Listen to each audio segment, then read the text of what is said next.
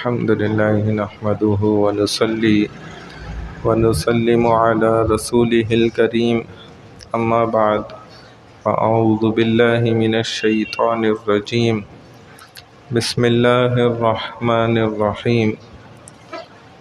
رسول اللہ صلی اللہ علیہ وسلم کی آنکھوں سے متعلق سنتوں کا اب ذکر ہے، تو چند سنتیں پچھلے ایام بھی ذکر کیں جن میں نبی علیہ الصلوۃ والسلام کا آنکھوں میں اسمد سرمے کے لگانے کے 3 انداز بھی بتلا دیے، اور ہمارے رسول آقا محمد عربی صلی اللہ علیہ وسلم فرماتے تھے کہ میری آنکھوں کی ٹھنڈک وہ نماز ہے۔ جو شخص نماز پڑھتا ہے یہ گویا امتی میری آنکھوں کو ٹھنڈک پہنچا رہا ہے۔ ایک اللہ والے نے آپ کو خواب میں دیکھا، زیارت ہوئی تو آپ صلی اللہ علیہ وسلم کے سینے پر نشانات تھے زخم کے، تو انہوں نے پوچھا حضرت یہ کیا کافروں نے آپ کو زخم پہنچائے؟ تو رسول اکرم صلی اللہ علیہ وسلم نے بڑی ندامت کے ساتھ فرمایا کہ نہیں، یہ میری امت کے نوجوانوں نے مجھے زخم دیے۔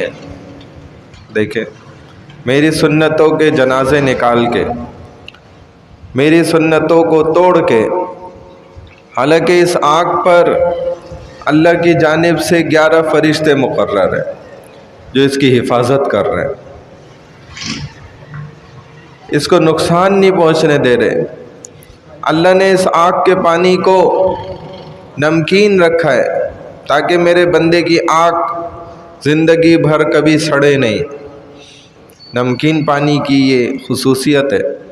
میٹھا پانی ہم تو پسند میٹھے پانی کو کرتے ہیں پینے میں، لیکن چیز کو محفوظ رکھنے کے لیے نمکین پانی، اللہ نے آنکھ کے اندر نمکین پانی رکھا۔ جب یہ بہے گا، اور جو رونے والے ہیں نا وہ یہ مسائل زیادہ پوچھتے ہیں، وہ چونکہ پیش آتے ہیں نا یہ مسائل کہ آنسو نکل رہے ہیں حضرت، نماز پڑھ رہا ہوں آنسو بہہ رہے ہیں، ذکر کر رہا ہوں آنسو بہہ رہے ہیں، اللہ کا ذکر آتا ہے آنسو بہہ رہے ہیں، آنسو نکل رہے ہیں۔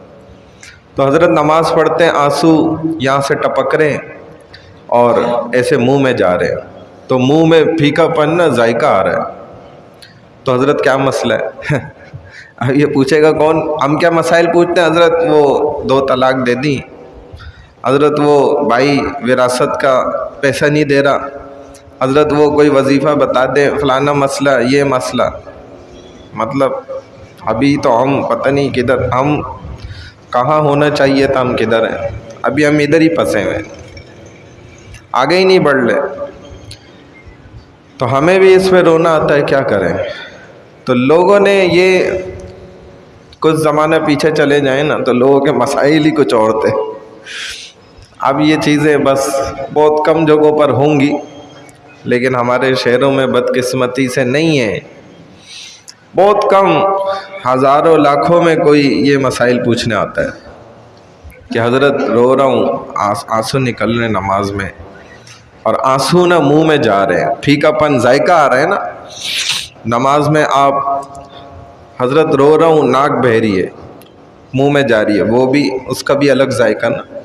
حضرت کیا مسئلہ ہے، میں کیا کروں؟ تو دیکھیں، اب اسی لیے اجازت دی گئی، شریعت نے کسی مسئلے کو چھوڑا نہیں ہے، ہر ایک مسئلے کو کھل کر بیان کیا۔ تو فرمایا کہ جب آنسو آ جائیں نماز پڑھتے میں تو پھر اپنے ہاتھ سے اس کو پوچھ لو، تاکہ منہ میں جائیں گے ذائقہ محسوس ہوگا، نماز میں کراہت ہو جائے گی، مکروہ ہوگی نماز۔ تو یہ تک اجازت دی۔ اگر آپ کی زیادہ جو ہے پانی بہہ رہا ہے تو ٹھیک ہے، آپ عمل قلیل کے ساتھ اس کو صاف کر لیں، کوئی مسئلہ نہیں۔ تو صحابہ کی تو یہ عادات تھی نا، ان کے تو چہروں پہ نشانات گڑھے بن گئے تھے، اتنا روتے تھے کہ نالیاں سی بن جاتی تھی، اور باقاعدہ نالی مطلب پانی کے گزرنے کا راستہ اتنی آسانی سے نہیں بنتا، اور چہرے پر بن جائے کھال کے اوپر، گوشت کے اوپر، کیا روتے ہوں گے، ان کا رونا بھی کیا ہوگا۔ ہم تو ایسا رونا بھی سوچ لیں تو ڈر جائیں کہ ایسے روتے تھے صحابہ بلک بلک کر۔ حضرت علی رضی اللہ تعالیٰ عنہ کے بارے میں آتا ہے کہ ممبر میں انہیں اکثر دیکھا جاتا تھا کہ ایسے بلک کر تڑپ کر رو رہے ہوتے تھے کہ جیسے ایک اسکارپین ہوتا ہے نا جس کے ڈنگ لگا ہوا ہوتا ہے پیچھے، کہتے جیسے وہ کیڑا مچل رہا ہوتا ہے، مثال دینے کے لیے سمجھائے، ایسے بلک کر روتے تھے۔ عمر دنیا سے جا رہے، منہ کو رگڑ لیں زمین سے اپنے چہرے کو، بیٹا بار بار اٹھا رہے، ران پہ رکھ رہے، پھر رگڑ لیں، رکھ رہے، صاف کر رہے، منع کر دیا نہیں، اسی مٹی میں ہی جانا ہے، یہی گھسنا ہے، ابھی اس سے ہی رگڑنے دو، یہ عمر کی اوقات۔ ایسے رو رہے اور مقصد چین ہی نہیں آ رہا، آخرت کا سوچ سوچ کر، قبر کا سوچ سوچ کر آنسو ہی نہیں تھمتے تھے، ایسے بلک بلک کر چھوٹے بچے کی طرح۔ یہ ایسے صحابہ جنہوں نے رسول اللہ کی زیارت آمنے سامنے کی، کیا مبارک آنکھیں ہیں وہ، کہ جو اگر خواب میں رسول کو دیکھ لیں تو ان آنکھوں کی کیا بات ہے۔ انہوں نے تو بالمشافہ سامنے رسول صلی اللہ علیہ وسلم کو کتنی دفعہ دیکھا، ایمان کی حالت میں، کیا آنکھیں ہوں گی وہ، لیکن کیسے تپ رہی ہیں، رو رہی ہیں، بہہ جا رہی ہیں، رکنا ہی نہیں ہوتا تھا ان کا رونا۔ صحابہ کی یہ حالات تھے، اور ہم سمجھتے ہیں کہ جی بس ہم جنت کے ٹھیکیدار ہیں، ہمیں نہ رونا، دل کا سخت ہو جانا۔ اللہ کے رسول صلی اللہ علیہ وسلم نے فرمایا کہ دل کا سخت ہو جانا یہ بدترین مسلمانوں کی نشانی میں سے، بدترین مسلمان ہے وہ کہ جس کو رونا ہی نہ آئے، رونا ہی اس کا بند ہو جائے، اس کے آنسو ہی نہ نکلیں۔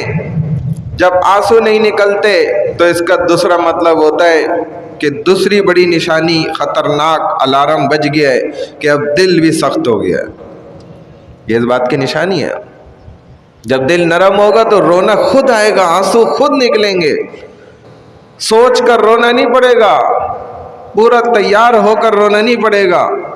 اور نبی نے فرمایا صلی اللہ علیہ وسلم کہ دو آنسو سب سے بڑے قیمتی ہیں، ایک جو دو آنکھیں سب سے بڑی قیمتی ہیں، ایک وہ آنکھ کہ جس سے اللہ کے خوف سے اس کا آنسو نکل جائے، اکیلے میں بیٹھا ہوا ہے اور اللہ کے ڈر خوف سے اس کے آنکھوں سے آنسو بھلے چھلکا بھی نہیں، گرا بھی نہیں، اندر ہی پیدا ہوا، یہیں سوکھ گیا، اللہ نے اس کو بھی دیکھ لیا ہے، اللہ اس کا بھی وزن کرائیں گے، اور وہ اتنا بھاری ہوگا کہ جہنم اس سے ہاتھ جوڑ کر پناہ مانگتی ہے کہ خدا کے لیے اس آنسو کو مجھ سے دور کرو، یہ میری جیسی خطرناک جہنم کا ستیہ ناش کر رہا ہے اس کا آنسو، یہ پوری جہنم کو بجھانے کے لیے ایک قطرہ کافی ہے، ایسی ہولناک جہنم کو، اللہ اکبر، ہم تو سوچ بھی نہیں سکتے۔ یہ تو صرف ایمان کی طاقت ہے، مومن کا آنسو ہے اللہ کے خوف سے نکلا ہوا جو اس کو بجھا دیتا ہے، ورنہ تو اس کو کوئی سوچ نہیں سکتا ہلکا کر دے۔ دوسرا آپ نے فرمایا کہ وہ آنکھ جس نے اللہ کی راہ میں پہرا دیا ہو، ایک وہ صاحب تھے نا جن کا انتقال ہوا، یہ اچھا ہوا واقعہ یاد ہے، میں مختصر سنا کے دعا کر لوں ورنہ بات لمبی ہوتی جاتی ہے۔ تو حضرت عمر آ گئے، رسول صلی اللہ علیہ وسلم آ گئے جنازہ پڑھانے، حضرت عمر نے روک دیا، یا رسول اللہ نہیں، یہ فاسق آدمی، فاجر، گناہگار، اس کا جنازہ نہیں پڑھائیں۔ قربان جائیں ہمارے مدنی آقا صلی اللہ علیہ وسلم، کیسے زبردست۔ تو آپ نے اعلان کیا وہیں پر کھڑے ہو کر، جب عمر رضی اللہ تعالیٰ عنہ نے روک دیا جنازہ پڑھانے، اعلان کیا کہ بھائی بتاؤ کوئی ہے تم میں سے ایک ایسا جس نے اس کو کوئی نیکی کرتے ہوئے دیکھا ہو؟ ایک صحابی آگے آ گئے، فرمانے لگے یا رسول اللہ میں نے اس کو ایک دفعہ دیکھا۔ فرمایا کیا دیکھا بتاؤ؟ کہا کہ یہ اللہ کی راہ میں پہرا دے رہا تھا۔